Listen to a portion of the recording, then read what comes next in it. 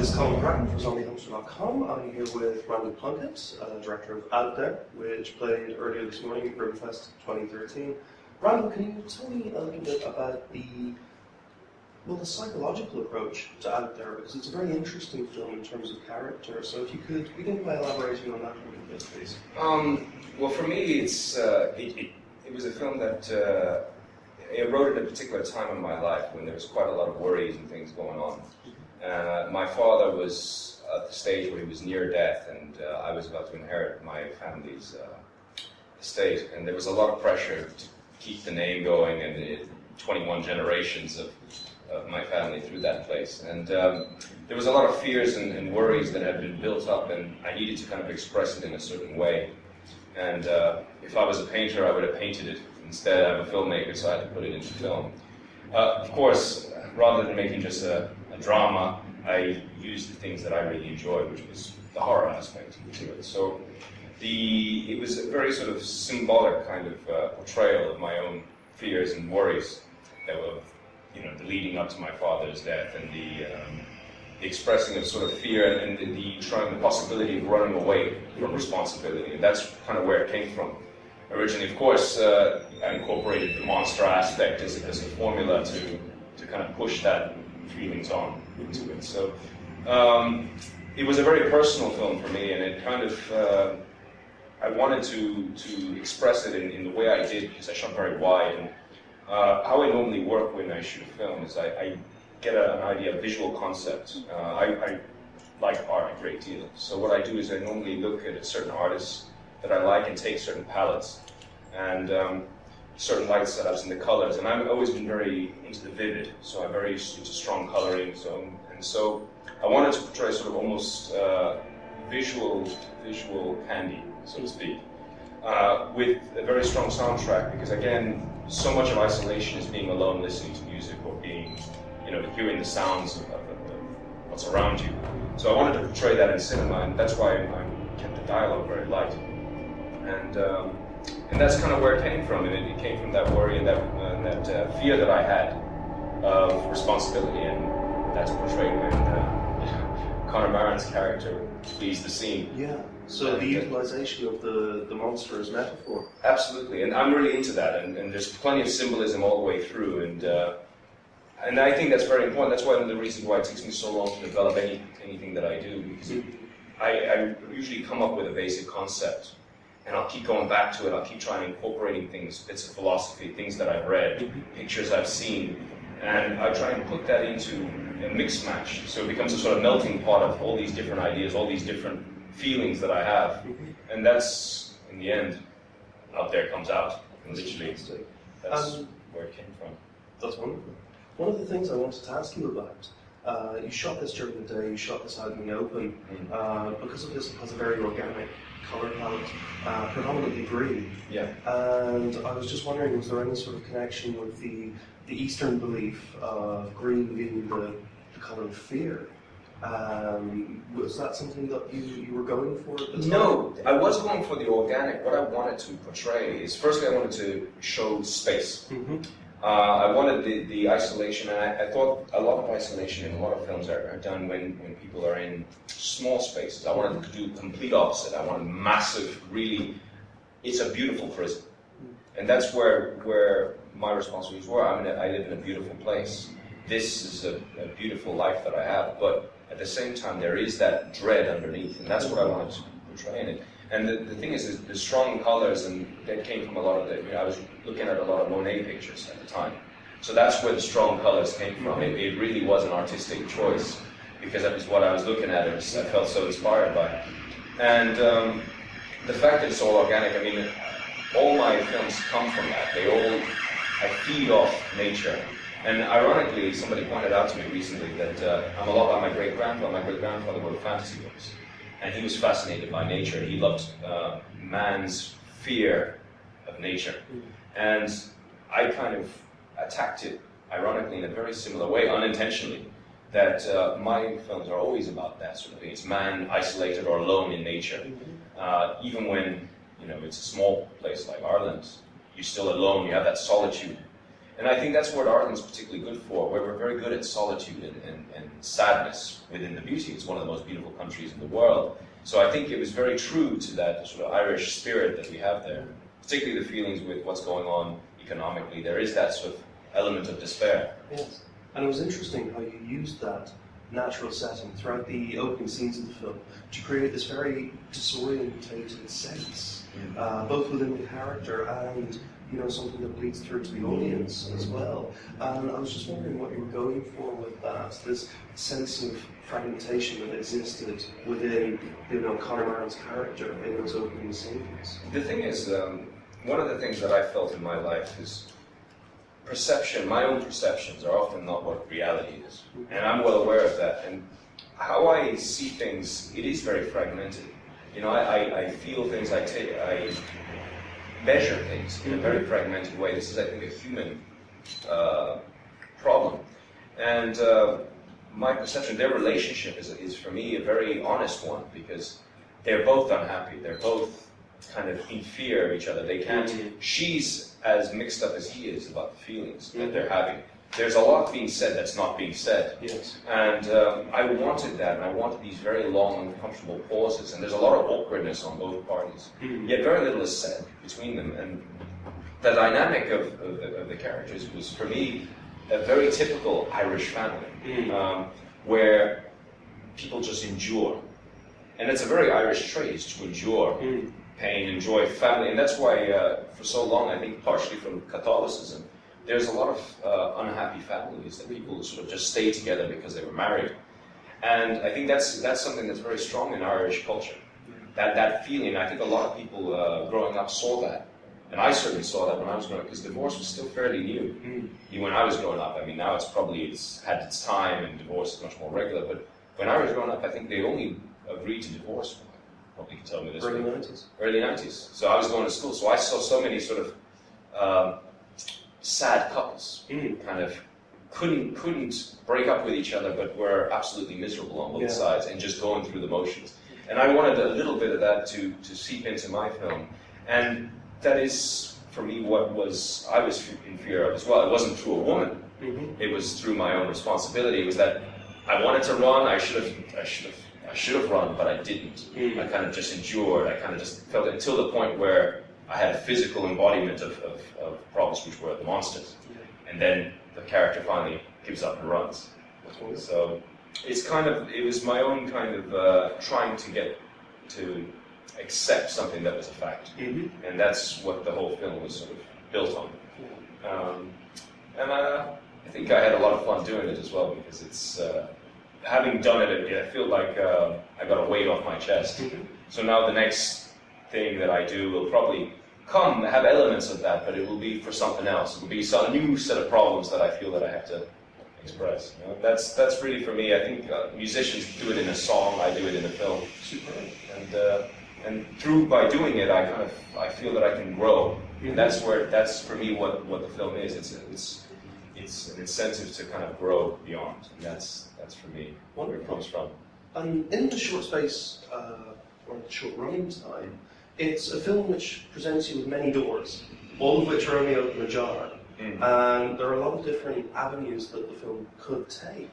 Was this, something that you wanted to do, to create this sort of multifaceted narrative which played around a little bit with the traditional short film structure? A little bit, yeah. That was, I presume you're referring to things like The House. Yes. I wanted to get to that. Everybody likes The House. The thing is, with all the things that I wanted to express in the film, there was also a few things that I always wanted to do in film. Yes. And one of the things I love is throwing the curveball. I absolutely love mix-matching genres. It's my thing. In fact, I think hybrid cinema is what I would class myself as a student of hybrid cinema. Mix-matching, the slasher cliche. And it was a perfect sort of use, because everybody they've seen that before. They've seen the severed hand under the car. I mean, those are not new concepts.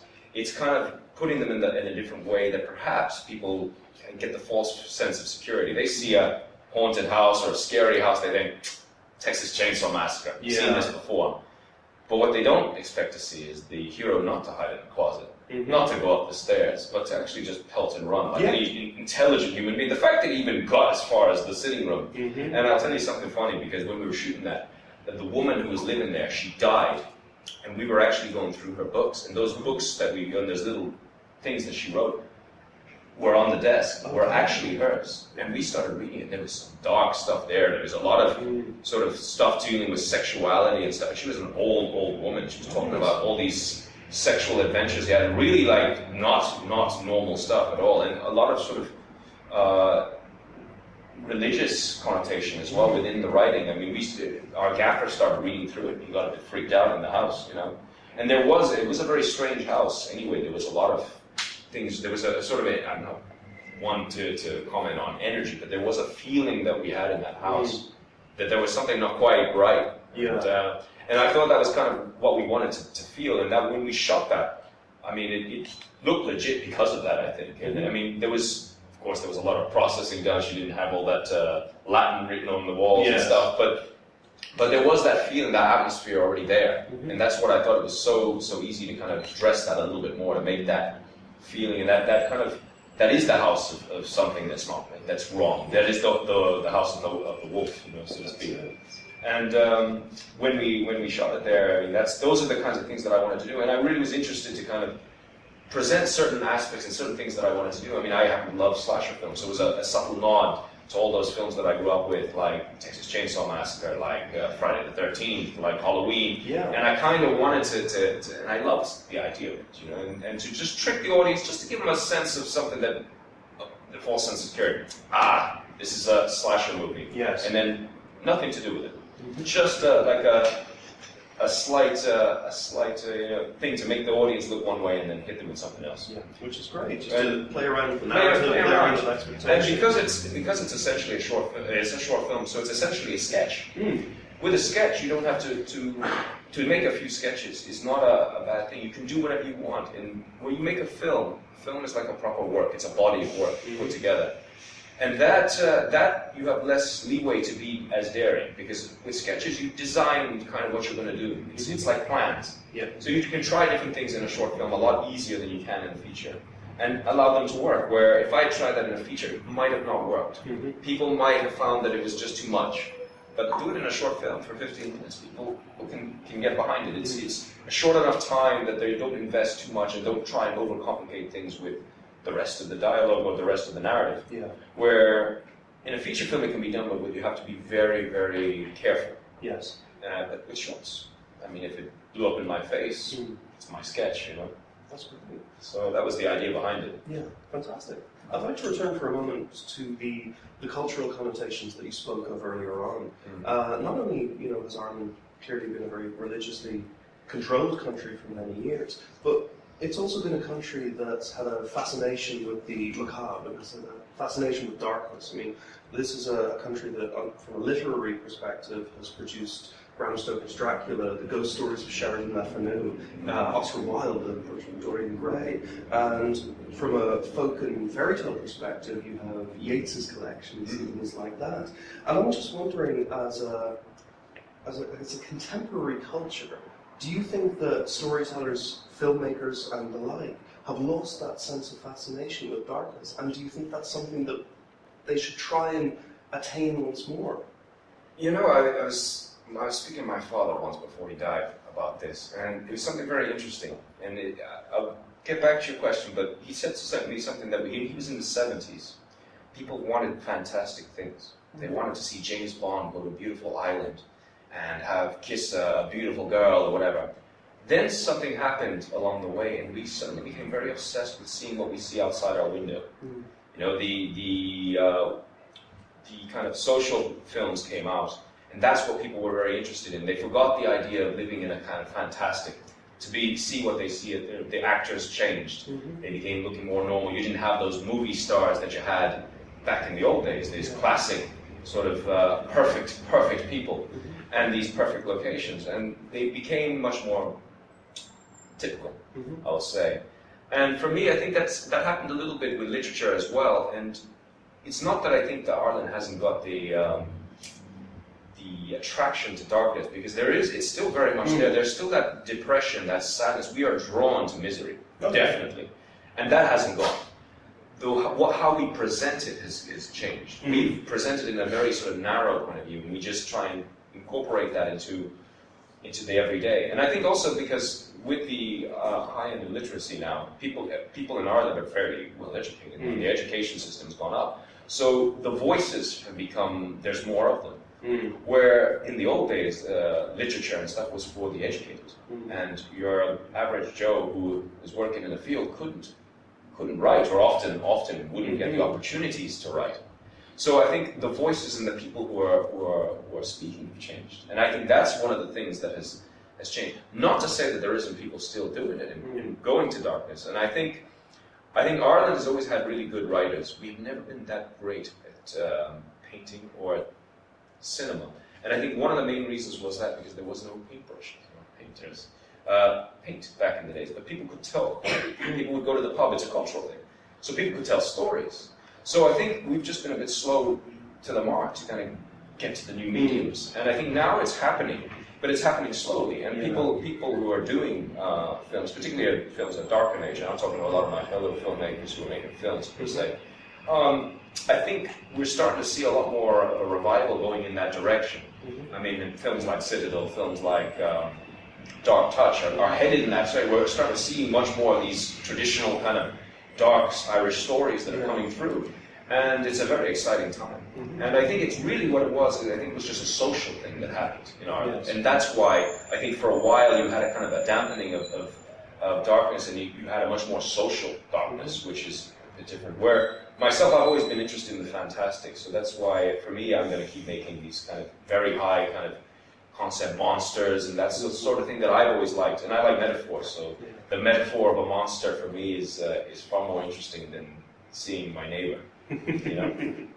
That sounds fantastic. And I mean, is this something that you intend to continue through your next project? That mixture of the monster's metaphor with the sort of fantastic? I think every filmmaker has to kind of find their way of creating their work, and for me, I found that way to do it, and that's what I keep doing. I keep taking things that I want on a personal level, things that I want to express. I change them up. I put a scenario of the kind of film I would enjoy, monsters, post-apocalypse, or fantasy world, and I paint it and make it. The messages behind it are still stay the same, and that's what I've always tried to do, and that's what I'll keep doing for sure.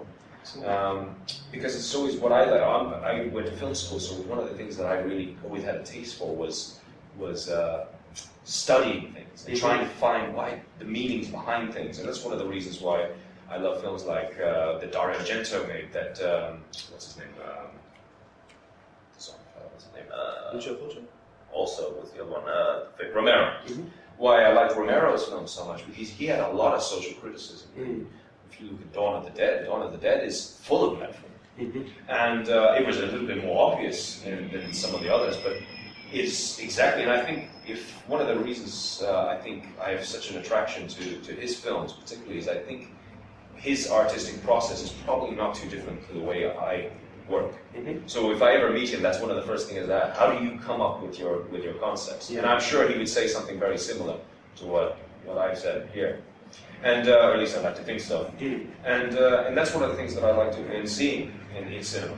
I think when things are very straightforward and they don't have something behind them, it's shallow. Not that there isn't anything wrong with making shallow films, but it is. I like density, and that's why I like the films of Kubrick so much, because they're full of stuff going on there. And they recently made a documentary about The Shining, which I'm looking forward to seeing, because there's lots of crazy stuff happened on that film. 37, yeah. I'm looking forward to seeing that. Excellent. Well, just before we wrap, I just want to ask you one more thing. You mentioned post-apocalyptic cinema. Now, dystopian films and dystopian literature are a huge interest of mine. I think that they give a huge range for socio-political analysis, which sometimes you don't always get in horror. There's an old adage that, science fiction is what deals with politics and horror is what deals with religion. And I think that dystopian cinema offers a good middle ground for that. And would this be something that would interest you, that area of storytelling? Absolutely, because for me, the post-apocalyptic thing is a very interesting thing, because there's, firstly, I've grown up always watching, there was a lot of post-apocalyptic movies in the 80s and early part of the 90s.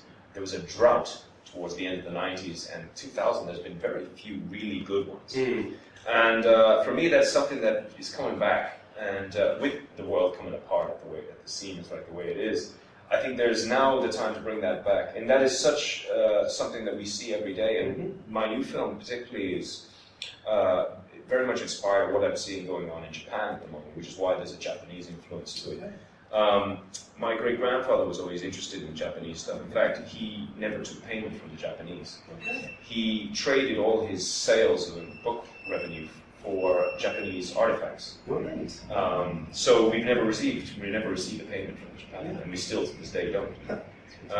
So for me, Japan was a very interesting thing that I've been reading about and seeing a lot about. And with the fear of Fukushima and etc., the real concept of post-apocalyptic was seeming very, very real.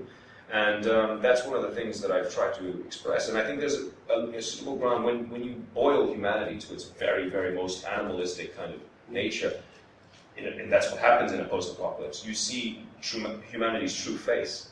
And that's what I've tried to do in my next film, which is all post-apocalyptic. So you're my target audience. I'm sure you'll enjoy it, or at least you'll have an opinion on it. That's fantastic. Well, such a multitude of ideas and influences. I'm sure it'll be fantastic. I hope so. Randal Plunkett, thank you very much.